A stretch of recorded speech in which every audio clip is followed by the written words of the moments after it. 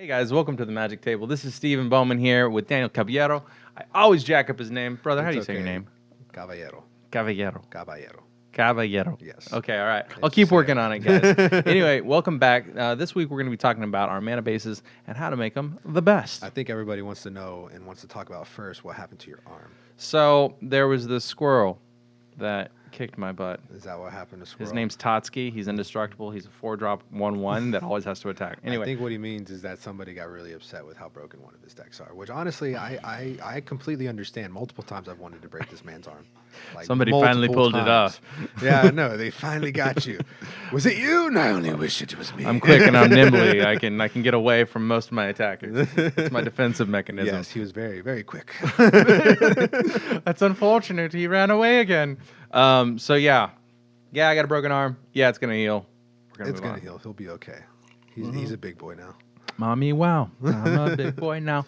Okay, so we're talking mana bases today, and I think it's pretty important for everybody to Very much figure important. that out, This is man. the base of the entire game. You know, you can't do anything without mana, and even if you're late in game and only have a little bit of mana, you just are screwed. Like so many times I've seen that happen. Right. You get mana screwed. We have other words for it, but you Yeah, know, mana screwed. Too much mana, too little mana. I've seen both. Mana flooded is a thing. Yeah, it's a thing, man. And so today we're gonna be talking about like the best way, the best numbers to come up with, and we're gonna have some resources in the description down below. Okay. We're gonna be talking about 60 card decks and 100 card decks and Different even formats. 40 card decks. I like it.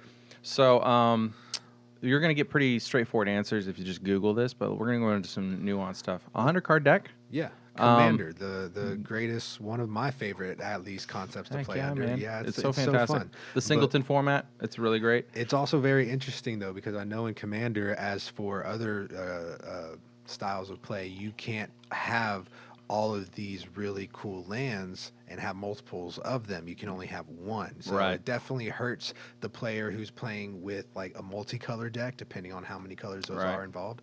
So tell me, what are your suggestions for a Commander? Well, first let's go through the Google answer. The Google answer is 100 card deck needs 40 lands, is what they say on 40. Google. Yeah, I think we'll talk about it. 60 card deck needs 24 lands. This is standard. And a 40 card deck needs 17 to 18 lands in a 40 card deck. That seems a little bit high to me, and I've always thought that, Yeah. but we'll get into why that is here in a I minute. wonder if they're considering that without mana ramps involved in there as well. Yeah, so we can talk about mana ramp and mana rocks and how that changes. Mana rocks being artifacts that produce land, or produce mana rather. And so these numbers are kind of like the shotgun answer. Most people, this is the default setting for their mana base, right? And these mana like counts, these land counts rather, actually vary based on your mana curve. And they go through like calculations on like what your, let's talk mana curve for a second. So a mana curve is basically how many cards, your average mana cost for each card. Yeah. So for instance, an average mana cost of 3 mana in a standard 60 card deck, you're going to run 24 lands. Yeah. So if that's your average card cost, so you're going to have a couple 1-drops, you're going to have a couple 2-drops, and you're going to have a couple 3-drops. That's your mana curve, right? So if you have a 5-drop in there, a 5 mana card, then that brings your mana cost up, right? Your converted mana cost up. Yeah. So, but if your average converted mana cost is like, say, instead of 3, it's like 1.5, then you're going to be running closer to 20 lands in a 60 card deck. And that's whenever you're playing lightning bolts and, skull cracks and things that are really, really inexpensive. That's when you can get away with only running 20 lands. But some Okay. people build like decks with 5-drop creatures, 5-drop cards with only 20 lands in it, and they're always wondering why they're mana screwed. And so this is part of that reason, is because you're not seeing those lands in the time it takes to play a game. Exactly. How would you judge decks that are built solely with 1 to 3 drop creatures like only? I've seen multiple people run like those low cost that also have some enchantments and or instants Right. that run boost, and every single card is low cost. How would you judge that, and what would you think their mana base should be?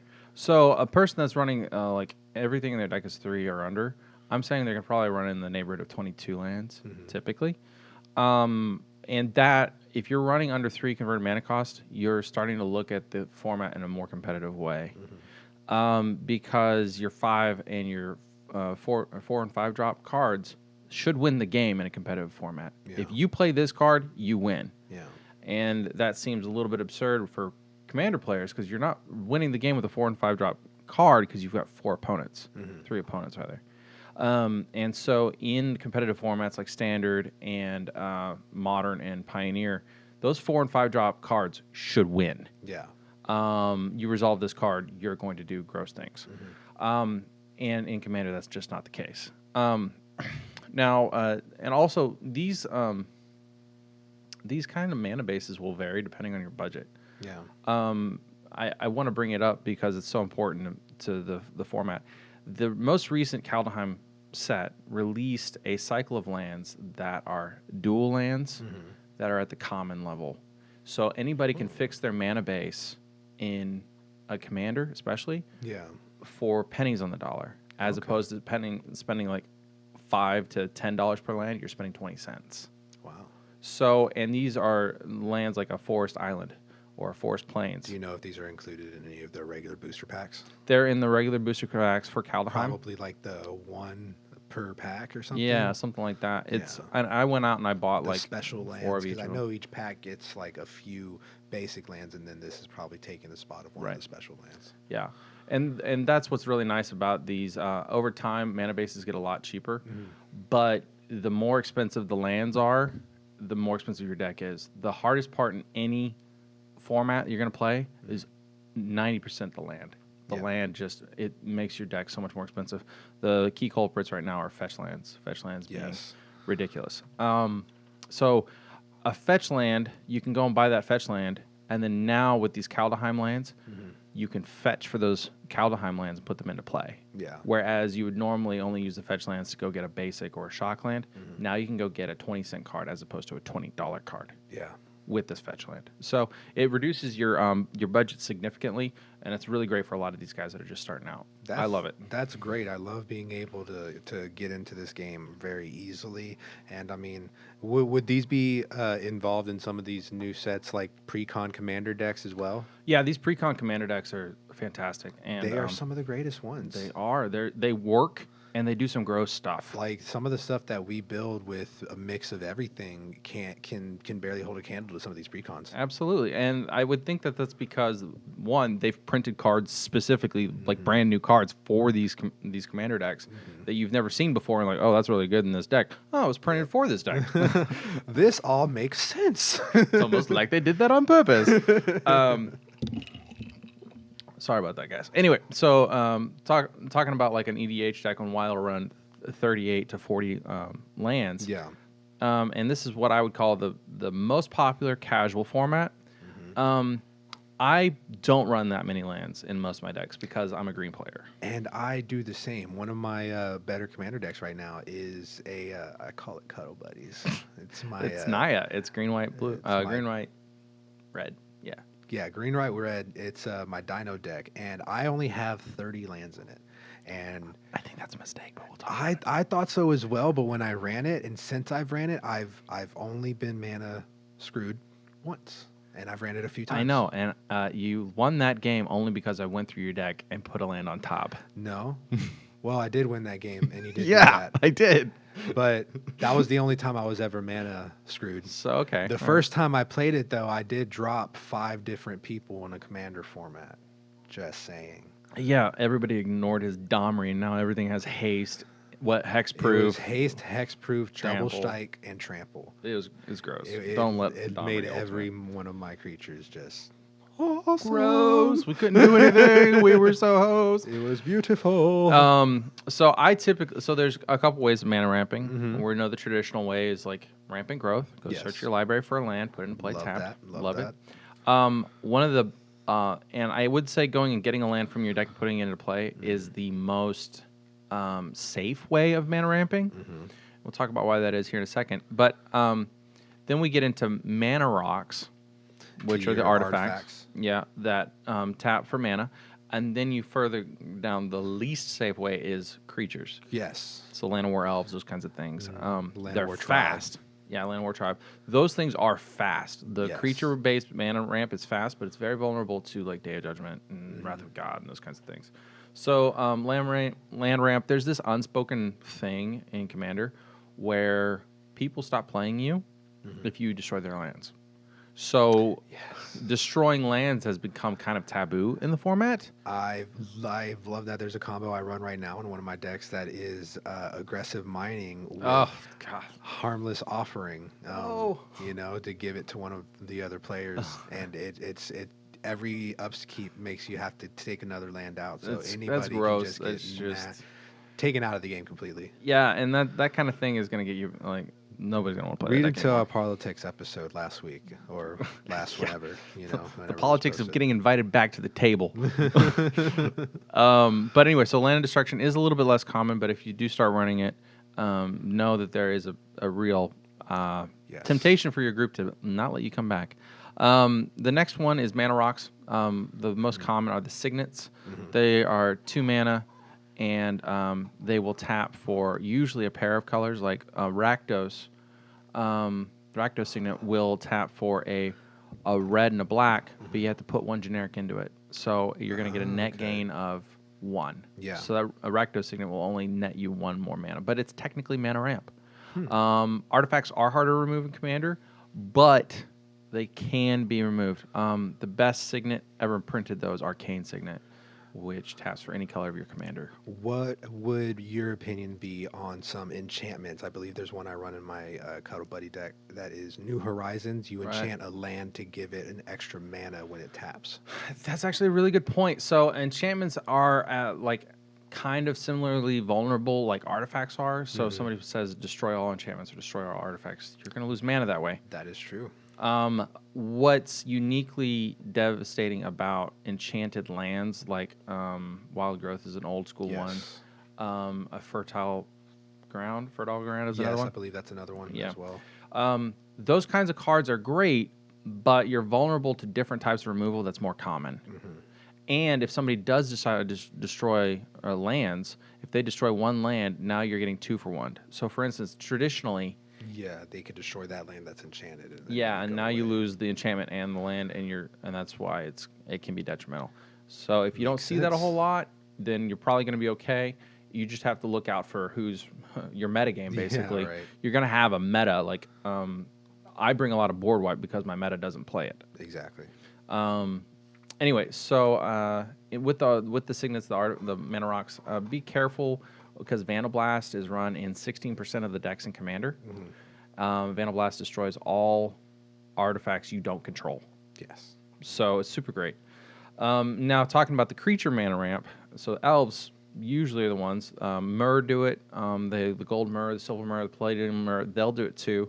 That's really, really fast mana, but vulnerable to board wipe. And talking about board wipe, Cyclonic Rift is the 6th most played card in Commander, I believe. Wow. And Blasphemous Act is the 39th most common. Well, 39th is pretty common because that's 22% of decks run Blasphemous Act. So you're going to lose your creatures very consistently in Commander. So just be aware that that mana ramp is going to be fragile. You either have to have a way to protect your mana base or benefit from their dying. That makes a lot of sense, especially for those who multiple colors have to run a lot of these artifacts because they tap for any color of mana. You have to be very careful about what the game is doing to you on a frequent basis. Okay, so tell me this. I know, I think everybody can agree that the best color to run for mana ramp would be green. Typically, yes. Of course. What would you combo that with and to be the best, I guess, mana-based and mana ramp kind of combo? What color would you think? So if I'm trying to combo mana out, there's a couple different ways you can do it. One of the ways is there's a token strategy that you play a bunch of tokens with Convoke. Convoke taps a creature and replaces the mana cost of a card, right? So I have a 5-drop card. I tap 5 green creatures, and what is it? Anyway, I forget the name of the card because I didn't prepare that. But you tap these 5 creatures, and there's Seasoned Harvest. It's a 3-drop sorcery that says, search your library for basic lands equal to the number of tapped creatures you control. Ooh, that is good. So in that example, I'm going to pay 3 mana and go get 5 lands into play tapped. Mm-hmm. No other spell I know of in the game will get you that much mana And is lands permanently. this like a colorless artifact, or what color is this? So Season Harvest is a green sorcery. It's just a green sorcery. Yeah, and that works in a token strategy the best because you have so many more creatures to tap. Okay, so would you recommend doing like I guess it goes without saying that a mono green would be the best to mana ramp. It would. The problem though is mono green lacks answers. Exactly. So in making a very, effective commander deck, what for those who want to run 2 colors, what would you combo that with? I love me some white. So for instance, if I'm gonna play green white, White is typically expensive as well, so I guess yeah. that would help. So if you're gonna play, say for instance, angels, pairing up angels with green With is elves. with elves or cultivate or anything like that. Those kinds of things help you get to the point where you can actually cast a broken angel. Yeah. Now these broken angels have got to do some heavy lifting to win you the game because you've just spent all these resources ramping up to this angel. You've got to be like winning with this 8-drop, this 7-drop, whatever it is you've got. Yep. And so just be aware that ramp has its cost in that now you're running all this ramp in the deck. What are you going to do whenever you get to that mana? Okay. Yeah. But anyway, so I want to really quickly touch on what a competitive EDH deck is. Okay. These CEDH competitive commander decks will run typically 31 lands, as opposed to the Google answer 40 lands. Wow. Which is kind of absurd, even by my estimate. I run 34 to 36 lands typically. Okay. I attribute this mostly to their expensive mana rocks and their lower mana curve. The mana rocks being like Mana Crypts, the Moxen, if you know Chrome Mox, Mox Opal. These Moxen come into play. They're not a land drop, but they'll add basically an extra land on your turn 1 and your turn 2 and make you really explosively fast. And Sol Ring is the classic example, but everybody has access to it because it's so cheap. Yes, it is. If you don't have Sol Ring, buy it now. Go get it. Everybody we know has Until a it gets Sol Ring. banned. Please go get Sol Rings. But then there's Lion's Eye Diamond, which is like an $800 card. Grim Monolith, I think, is like $100. The Moxen can be anywhere from $40 to $50. Oh yeah. So these are expensive cards. They're not cheap. The original Moxen from Alpha and Beta are banned in Commander, so don't go buy those. Think that you're playing. Anyway, so just talking about CEDH, it being a slightly different format than regular EDH or Commander that we play. If you're in that Commander competitive scene, enjoy dropping your whole paycheck. All right. Anyway, so the last thing I want to talk about is keeping your colors straight. So whenever you want to like actually look at this deck that you're building and say, hey, I'm having mana issues, I'm not getting the colors I need. One of the ways you can take care of that, and it's more important in the 3 and the 4 color mana bases. The keeping your mana straight is important. So what you'll do is you can take your whole deck, all the cards you want to play, and you put them into your in this thing called tappedout.net, I believe. Tappedout.net will take that whole list that you have and compare what kind of mana colors you can produce versus what kind of mana you need. That's cool. So it'll give you 2 circles, the outside being what you need and the inside being what you can produce. It'll give you circles to compare. So you can adjust that if you need it to have a better mana base. What website is this again? It's tappedout.net. Tappedout.net. We are not in any way affiliated. No, with not them. affiliated, but they're awesome. This is just something, advice. Do not disclaimer, blah, blah, blah. If you don't want to go through all no kidding. If you don't want to go through all of that work, I have another kind of simple workaround. I have an Alesha deck, which is a Mardu, a black, red, white commander. And I have a 3-1-1. So I have 3 plains for every 1 mountain or every 1 swamp. Okay. And that's the way I've done it because I went through and I counted how many mana pips, the little icons, how many icons of each color I had. And then I did a mathematical ratio of those. That's what I like doing for mine.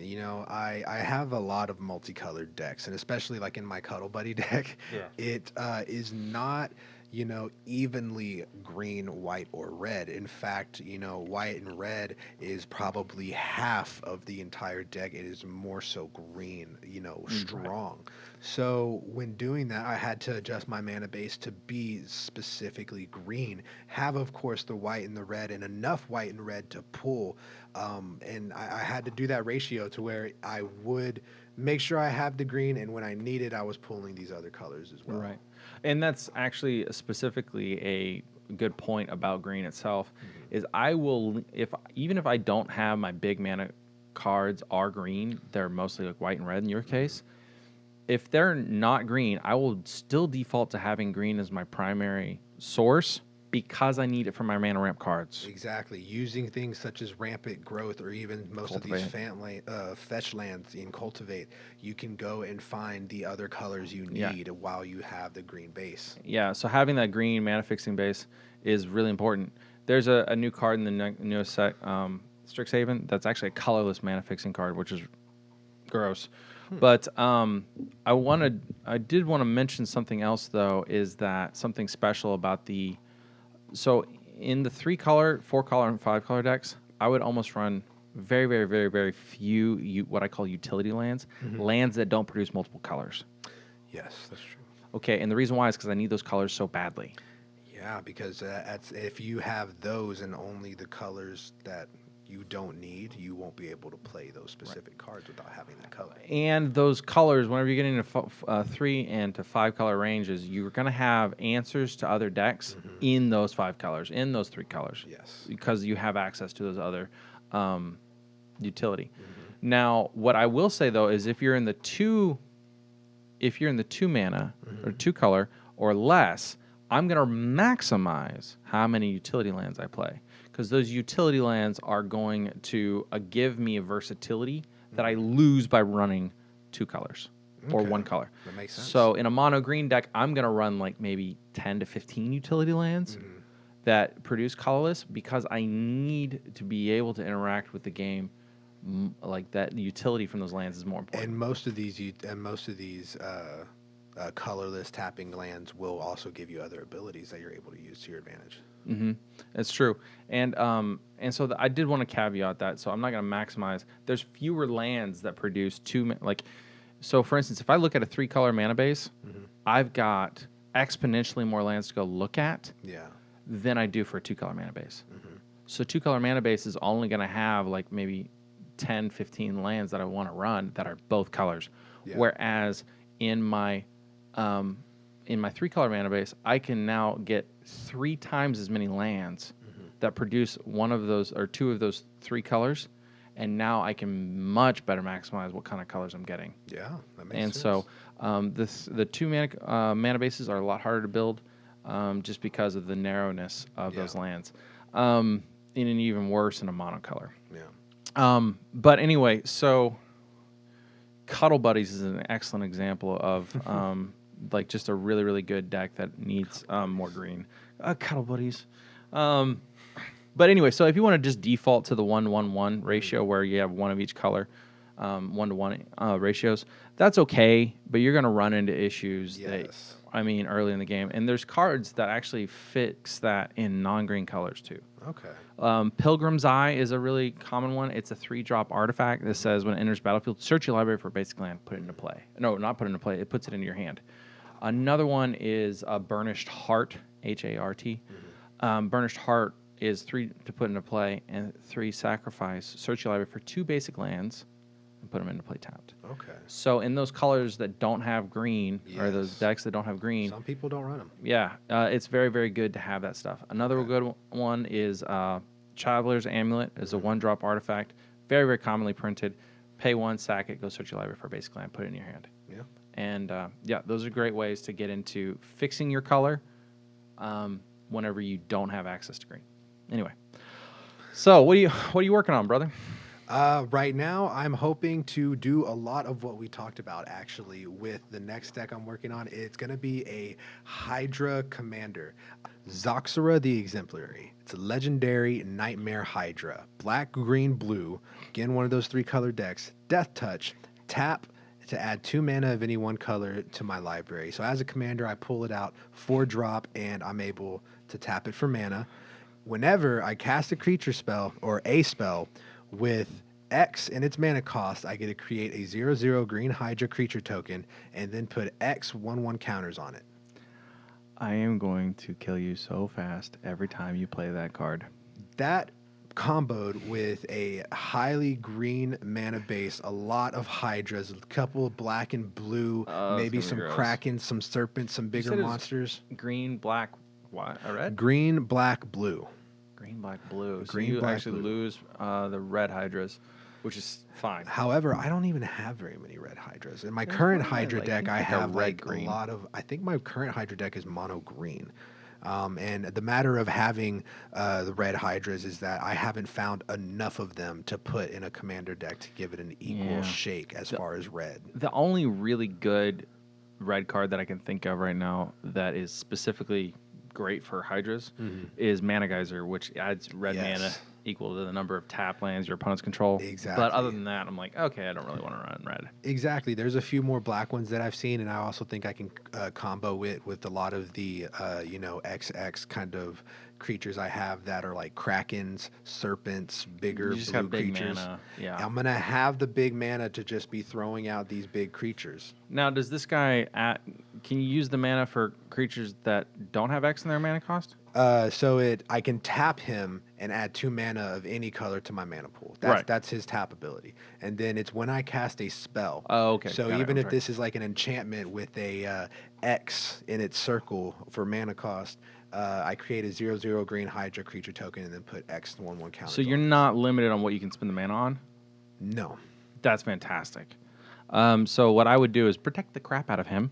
Oh, for sure. And Lightning he's a Greaves. commander, so it's not like it's a card that I'm going to use once, get killed, and Right. never be able to pull out again. I'm going to be able to, if I am able to use him to start as a mana builder, I'm able to pull him out. Dude, giving Every him single Swift time. Foot Boots, making him have haste, or Lightning Greaves, giving him haste and Shroud. Yeah, gross. There's a lot of things I can do with Yeah. that. The blue will help me with the control around the field. The green is going to give me the mana, and hopefully I have a lot of black. This one, he is Death Touch, so if you kill him, you're dead too without Yeah. doing a enchantment or other sorcery. You know what's interesting about those Death Touch creatures? Give them First Strike. Give them some First Strike. There's a card. First strike works on the defensive as well, doesn't it? Well, yes, it does. So you can block and kill their creature before they even get to deal damage back to you with a normal strike. Yeah. So it just takes 1 point of damage. So you can kill like a 20/20 with Yeah. First Strike Death Touch, you know? What do you call it? Viridian Claws gives 1/0 in and First Strike. It's a First super Strike. budget card. Like anybody who has Death Touch should be playing it. To go ahead and just admit to it, this is actually a pre-con commander deck that I'm going to buy I this know. commander It's for. gross. $30, and I'm going to have a great commander. I don't even know what it's going to come with, but I'm only going to adjust it to what I think it would make it perfect. Right. And there are guides online to upgrading these precons. Mm-hmm. Like go online, Google your commander's name and precon upgrade, and you can find cards that are automatically, these are garbage for the deck, and these cards are the strict upgrades. And a lot of time those guides are budget. They're super budget. The greatest thing about this as well is, one thing I love doing as a Magic player myself is I make a lot of decks that are themed, and I risk a lot of good combos for that because like I have a zombies deck I call Thriller. I have my Cuddle Buddies fantastic. deck. I have a deck that deals in energy counters that uses every card I have been able to find with energy counters, and I call it Juice. I love you guys calling like your decks actual names because I've never done that. I have one 5-color deck. Call it Power Rangers. Go Power Rangers! It's fantastic. And the greatest thing about this precon I'm wanting to get is it starts with the Hydra, which would be the theme I could build off of if I wanted to stick with that, or it comes with 4 in total different creatures you could use as a commander. In Yeah, itself. yeah. Those are so fantastic. You have like a pair of partners, and then you also have another standalone commander. Typically. Partners are ones that I've found really interesting when it comes to the commander They're format fun. because you have the 2 different commanders in your battlefield. Yeah, and you can mix and match. They're typically not as powerful, but I think Thraxios and Timna are the best partner commanders in the game right now. And can't remember if it's actually Thraxios or whatever his name is. But anyway, yeah, these mana bases are super important, and that's what's great about these precons is they come with a great mana base that already works just fine. And sometimes you'll find unique cards in there, like Myriad Landscape, I think. Yeah. Will actually pay 2, sack it, and go search for 2 basic lands of the same type. And it's so great. It's so perfect. And you can do that in any color. So Myriad Landscape is super useful. It's like a Evolving Wilds on crack. But anyway, guys, thanks for coming out. Daniel, thanks for being my guest as usual. For you having me up here. Guys, like, share, comment, and subscribe. We're out of here. Oh, Sean, we love you. Yeah. Hey, Sean. Thanks, Sean. Sean. Definitely let us know if you like what we're doing. If you want us to keep doing this and make more content, please let us know. Please let us know, guys. Anyway, guys, hopefully we've upgraded your game. Deuces.